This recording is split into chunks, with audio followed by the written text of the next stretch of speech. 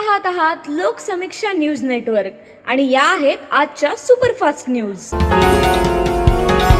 या बातमीपत्राचे प्रायोजक आहेत नंदिनी कलेक्शन, फक्त महिलांचे परिपूर्ण दालन, माऊली निवास, कल्याण मंडपमच्या बाजूस, यशोधन नगर, परभणी। नमस्कार, मी प्रभू दिपके लोकसमीक्षा न्यूज नेटवर्क मध्ये आपलं स्वागत करतो। आपण पाहत आहात परभणीचं एकमेव बातमीपत्र Loksamiksha superfast. Red Apple exclusive MIDC परिसर परभणी। परभणीच्या MIDCतील MGM अकॅडमी इथं आज B.Ed MST CET परीक्षेचं आयोजन करण्यात आलेलं होतं। या परीक्षेच्या पहिल्याच दिवशी मोठ्या प्रमाणात तांत्रिक अडचणी निर्माण झाल्यानं ही परीक्षा आज विस्कळीत झाली आहे। अनेक विद्यार्थ्यांचे संगणक अचानक बंद पडल्यानं परीक्षा वेळेत सुरू होऊ शकलेली नाही। यामुळे विद्यार्थी व पालकांमध्ये गोंधळाचं वातावरण निर्माण झालं होतं। या गंभीर प्रकाराची तात्काळ दखल घेत अखिल भारतीय विद्यार्थी परिषदेच्या कार्यकर्त्यांनी विद्यार्थ्यांच्या न्यायासाठी ठाम भूमिका घेत परीक्षा केंद्रावर ठिय्या आंदोलन केलं। तसंच केंद्र प्रशासन आणि राज्य सामायिक प्रवेश परीक्षा कक्ष म्हणजे CET सेल यांना याबाबतचे निवेदन देण्यात आले। सातत्यपूर्ण पाठपुराव्यानंतर CET सेलनं विद्यार्थ्यांच्या हिताचा निर्णय घेत परीक्षा पुढे ढकलल्या असल्याची घोषणा केली आहे। विद्यार्थ्यांचं शैक्षणिक नुकसान टाळण्यासाठी आवश्यक प्रक्रिया सुरू करण्यात आलेली असून यामुळे विद्यार्थ्यांना मोठा दिलासा मिळाला आहे। CET सेलनं जारी केलेल्या परिपत्रकानुसार 27 मार्च रोजी सकाळच्या सत्रातील B.Ed CET परीक्षा तांत्रिक अडचणीमुळे पुढे ढकलण्यात आली आहे। संबंधित विद्यार्थ्यांना पुनर्परीक्षेची संधी देण्यात येणार असून कोणतेही शैक्षणिक नुकसान होणार नाही असं स्पष्ट करण्यात आलंय। सुधारित परीक्षेची तारीख 28 किंवा 29 मार्च अशी राहणार असल्याचं यावेळी सांगण्यात आलंय। अखिल भारतीय विद्यार्थी परिषद परभणी शहर सहमंत्री आजचा पेपर हा CET B.Edच्या विद्यार्थ्यांचा होता, तरी 9:30चा वेळ दिलेला असतानाही ऐन वेळेला सेंटरवरती शॉर्ट सर्किट झालेलं आहे आणि कम्प्युटर जे आहेत ते बंद आहेत असं सांगण्यात आलंय आणि तब्बल 290 विद्यार्थी पेपर देत असतानाही ज्यांचे पेपर द्यायचे आहेत तर आता इथे 40 ते 50 कम्प्युटर यावेळी सुरू आहेत। तरी शासनाने लक्षात घ्यायला हवं की CET सेलला मागणी आहे की या विद्यार्थ्यांचं कसल्याही प्रकारे नुकसान करण्यात येऊ नये, यांना दुसरी वेळ देण्यात यावी किंवा यांची जे पेपरची डेट आहे ती चेंज करून या विद्यार्थ्यांचं शैक्षणिक नुकसान होता कामा नये। इथे येणारा विद्यार्थी हा शेतकऱ्याचा आहे, इथे येणारा विद्यार्थी हा गावोगावचा आहे आणि या विद्यार्थ्याचं नुकसान जर होत असेल तर ही कुठे ना कुठे चुकीची बाब आहे। तर शासनाने ही गोष्ट लक्षात घ्यायला हवी की या विद्यार्थ्याचं नुकसान होता कामा नये। MGM सेंटर या सेंटरमध्ये 290 विद्यार्थ्यांची पेपरची तारीख आजची दिलेली असून ऐन वेळी इथं पाहण्यात येतं की 40 ते 50 कम्प्युटर या ठिकाणी सुरू आहे। मग बाकीच्या कम्प्युटरचं काय, तर 40 ते 50 कम्प्युटरवरती 290 विद्यार्थ्यांनी पेपर द्यायचे का? आणि अशा जर चुका होत असतील तर महाविद्यालयाच्या शासनाच्या या चुका घेऊन विद्यार्थ्यांनी नेमकं जायचं कुठे? परभणी जिल्ह्यामध्ये पेट्रोल व डिझेल विक्रीवर लावण्यात आलेले निर्बंध प्रशासनानं रद्द केले आहेत। पूर्वीच्या आदेशान्वये दुचाकीसाठी 200 रुपये आणि 3 व 4 चाकी वाहनासाठी 2000 रुपये इतकी इंधन भरण्याची मर्यादा निश्चित करण्यात आली होती। मात्र हा निर्णय आता रद्द करण्यात आला आहे। परभणी जिल्ह्यात पेट्रोल आणि डिझेल साठा मुबलक प्रमाणात उपलब्ध असून त्यामुळे नागरिकांनी अफवावर विश्वास न ठेवता केवळ आवश्यकतेनुसारच इंधन वाहनाच्या टाकीमध्ये भरून घ्यावं असं आवाहन जिल्हा पुरवठा अधिकारी विलास मुसळे यांनी केलंय। दरम्यान कॅन, बाटली किंवा इतर भांड्यामध्ये खुले इंधन विक्री करण्यात मनाई करण्यात आलेली आहे। सततचे दवाखाने करून कंटाळलात? आता शेवटचा उपाय। डॉक्टर गोविंद कामटे यांचे बालाजी आयुर्वेदिक निसर्गोपचार केंद्राला भेट द्या। शुगर, मूळव्याध, ॲलर्जी, सोरायसिस, गजकर्ण, दमा, लठ्ठपणा, गुडघेदुखी, कंबरदुखी, वात, गाठीचे आजार, लकवा, केस गळणे, मुतखडा, सफेद डाग यांसारख्या जुनाट आजारांवर खात्रीशीर उपचार केले जातात। दारू सोडवण्यासाठी विशेष उपचार उपलब्ध। संपर्क डॉक्टर गोविंद कामटे, आयुर्वेद विद्याविशारद, बालाजी आयुर्वेदिक निसर्गोपचार केंद्र, तलाठी कार्यालयाच्या बाजूला, वसमत रोड, परभणी। संपर्क 9921691008। दिव्यांग बांधव ज्या भागात राहतात तेथील प्रशासकीय यंत्रणेकडे त्यांनी व्यवसायासाठीच्या जागेची मागणी करावी असं आवाहन आमदार डॉक्टर राहुल पाटील यांनी केलंय। दिव्यांगाच्या प्रश्नांवर नुकताच आमदार डॉक्टर राहुल पाटील यांनी विधानसभेत प्रश्न उपस्थित केला होता। याबद्दल दिव्यांग बांधवांच्या वतीनं आमदार डॉक्टर राहुल पाटील यांचा आज सत्कार करण्यात आलाय।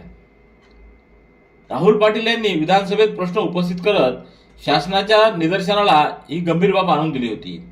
यावर मंत्री अतुल सावे यांनी मुंबईसह अन्य शहरात अशा प्रकारच्या जागा उपलब्ध करून दिल्याची माहिती दिली।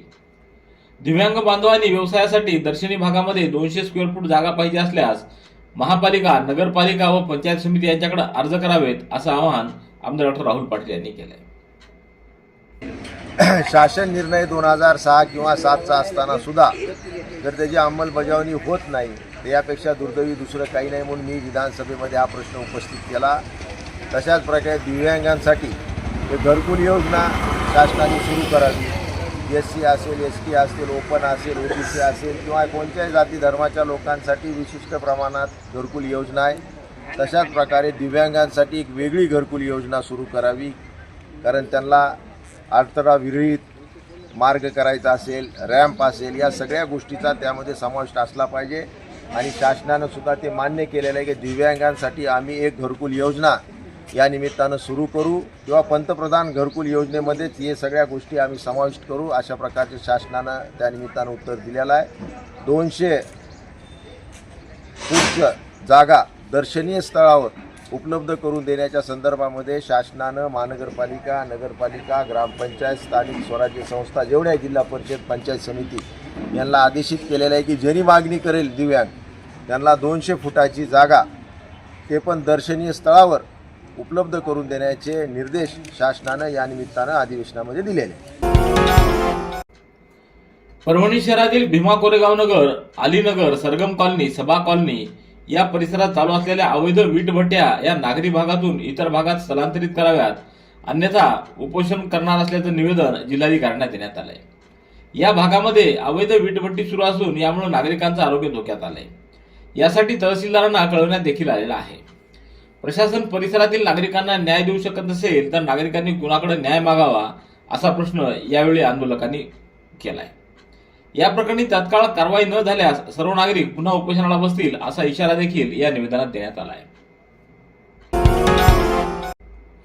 परभणी जिल्हा परिषदेतील सभापती समाज कल्याण समिती व सभापती महिला व बाल कल्याण समिती तसंच उर्वरित 2 विषय समित्यांच्या सभापती पदाच्या निवडीसाठी 2 एप्रिल रोजी दुपारी 2 वाजता विशेष सभेचं आयोजन करण्यात आले. जिल्हा परिषदेच्या सभागृहामध्ये ही विशेष सभा आयोजित करण्यात आलेली आहे. जिल्हाधिकारी यांच्या आदेशानुसार ही प्रक्रिया राबवण्यात येत असून सभेच्या अध्यक्षस्थानी पीठासीन अधिकारी तथा उपविभागीय अधिकारी उदयसिंह भोसले यांच्या अध्यक्षतेखाली ही निवड प्रक्रिया पार पडणार आहे. निवडणुकीसाठी इच्छुक उमेदवारांकडून नामनिर्देशन पत्र 2 एप्रिल रोजी सकाळी 10 ते 12 या वेळात स्वीकारले जातील. सर्व नवनिर्वाचित सदस्यांनी या दिवशी सकाळी 10 वाजता जिल्हा परिषदेच्या सभागृहात उपस्थित राहावं असं आवाहन सचिव तथा उपमुख्य कार्यकारी अधिकारी सामान्य प्रशासन डॉक्टर संदीप गोंसीकर यांनी केलंय. Red Apple furniture, smart furniture for smart people. Exclusive Parbhani शहरातील भव्य शोरूम रेड ॲपल एक्सक्लुझिव्ह, भारतातील स्मार्ट फर्निचर ब्रँड आता आपल्या परभणी शहरामध्ये. हो, आता आपल्या परभणी शहरामध्ये. या अंतर्गत ऑफिस, बेडरूम, डायनिंग, लिव्हिंग इत्यादी प्रकारचे फर्निचर आपणास मिळेल. Bedroom set, bed, dressing table, sofa set, कपाट, डायनिंग टेबल, टीपॉय आणि स्टील फर्निचर इत्यादी सर्व प्रकारचे फर्निचर तेही आकर्षक किमतीमध्ये उपलब्ध आहे. एक वेळ अवश्य भेट द्या.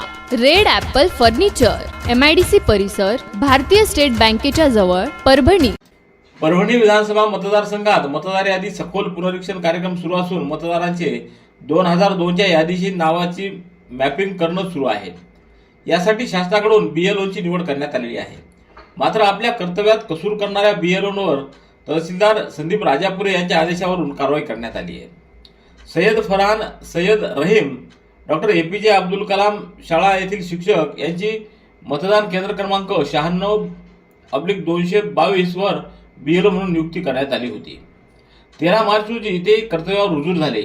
मात्र त्यानंतर त्यांनी कोणतंही काम केलं नाही. तसंच आपला मोबाईल बंद करून ठेवला. यावरून नायब तहसीलदार सुनील कांबळे यांनी संबंधित शिक्षकाच्या विरोधात पोलीस ठाण्यामध्ये फिर्याद दिली आहे. परभणी शहरातल्या आपणानगर येथील मारुती मंदिर आणि मारुतीची मूर्ती व पंचरंगी ध्वज महापालिका प्रशासनानं उचलून नेल्याची घटना अत्यंत खेदजनक व निंदनीय आहे. यामुळे हिंदू समाजाच्या भावनांचा अनादर झालाय. येत्या हनुमान जन्मोत्सवापूर्वी हनुमान मूर्तीची विधिवत प्राणप्रतिष्ठा करून मूर्तीला विराजमान करावं अशी मागणी भाजपाच्या नगरसेवकांनी आज आयुक्तांकडे निवेदनाद्वारे केली आहे. निवेदनावर रितेश झांबड, गणेश टाक, विश्वजित बुधवंत, केदार खटिंग, गिरिजा अजयगावकर, मीनाताई वरपुडकर, सुशीला थोरात, सपना जुकटे, निर्मला वाघमारे, वैशाली दैठणकर, अद्वैत पार्डीकर आदींच्या स्वाक्षऱ्या आहेत. परभणीच्या वसंतराव नाईक मराठवाडा कृषी विद्यापीठात कार्बन क्रेडिट, कार्बन शेती व कार्बन ट्रेडिंग या विषयावर 26 मार्च रोजी महत्त्वपूर्ण कार्यशाळा आयोजित करण्यात आली. अध्यक्षस्थानी कुलगुरू डॉक्टर इंद्रमणी हे होते, तर प्रमुख पाहुणे म्हणून आमदार doctor Rahul Patil, grow India कंपनीच्या मुख्य कार्यकारी अधिकारी डॉक्टर उषा बारवाले आणि संचालक अविनाश सोनी यांची उपस्थिती होती. यावेळी डॉक्टर खिजर बेग, डॉक्टर हरिहर कौसडीकर हे प्रत्यक्ष उपस्थित होते, तर ऑनलाईन माध्यमातून डॉक्टर विनय सहगल, डॉक्टर आरती भाटिया, डॉक्टर प्रमोद झा आदींची उपस्थिती होती. परभणी येथील फिनिक्स अकॅडमी इंग्लिश स्कूल व लिटल चॅम्पियन इंग्लिश स्कूल या शाळेत वर्षभर वेगवेगळ्या स्पर्धा आयोजित करण्यात आलेल्या होत्या. या स्पर्धांचं बक्षीस वितरण नुकतंच करण्यात आले. कार्यक्रमाच्या अध्यक्षस्थानी प्राचार्या, तर संस्थेच्या अध्यक्षा सरस्वती दळवे, तर प्रमुख पाहुणे म्हणून प्रसिद्ध कथाकार राजेंद्र गहाळ, कर्मवीर भाऊराव पाटील गुरुकुलाचे संचालक प्राध्यापक माधव जाधव, राजाराम भरोसे, तुळशीराम दळवे आदींची उपस्थिती होती.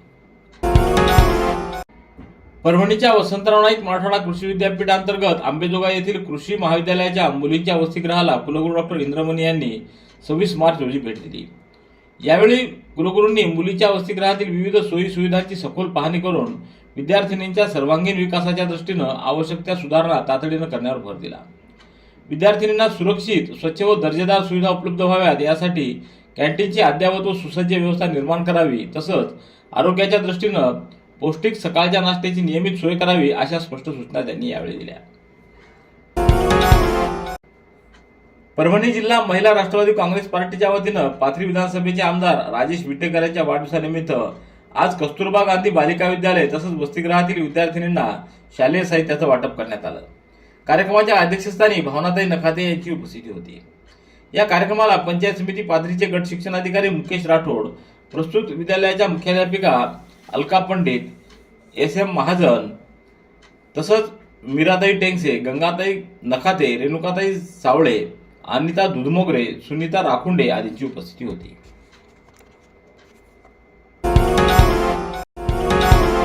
रेड ॲपल एक्सक्लुझिव्ह MIDC परिसर परभणी. याबरोबरचे बातमीपत्र संपलं. पुन्हा भेटूया उद्याच्या सुपरफास्ट बातमीपत्रात. पाहत रहा लोकसमीक्षा. तुम्हाला हे बातमीपत्र कसं वाटलं याबद्दल आपली प्रतिक्रिया नोंदवा. दररोजचे अपडेट्स मिळवण्यासाठी लोकसमीक्षा चॅनलला सबस्क्राईब करा. धन्यवाद.